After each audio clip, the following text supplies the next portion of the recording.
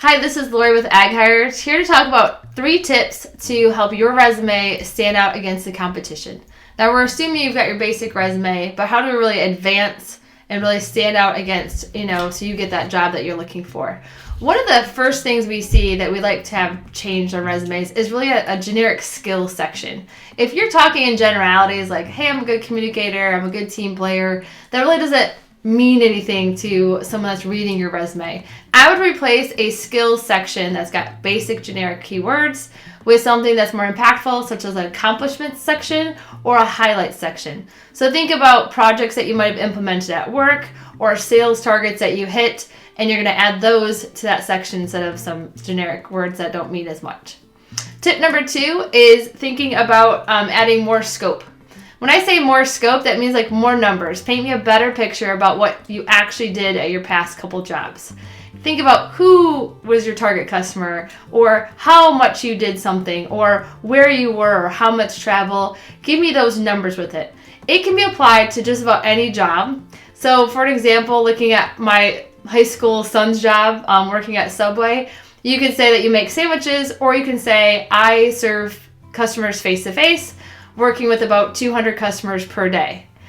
Just about any job you can add a little bit of scope to, and it helps describe a little bit more about what you accomplish and what you do on your daily basis. Tip number 3 is kind of something special. Not a lot of resumes have it, but so key, is adding one sentence describing your last employer. Why is this important? It helps the person that's reading your resume understand what kind of your day-to-day looks like and what you kind of ran into in your last employer.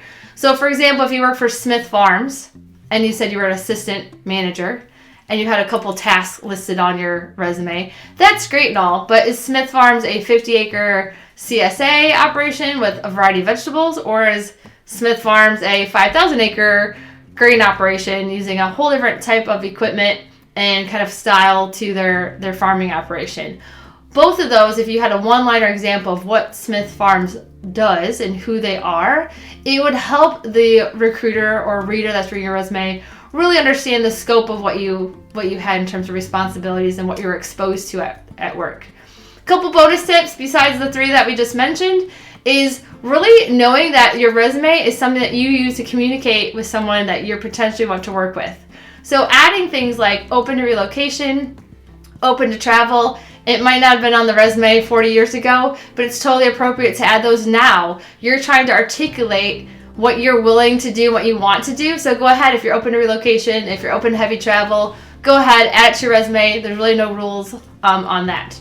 So like us and follow us on AgHires for more tips and tricks and more videos to come.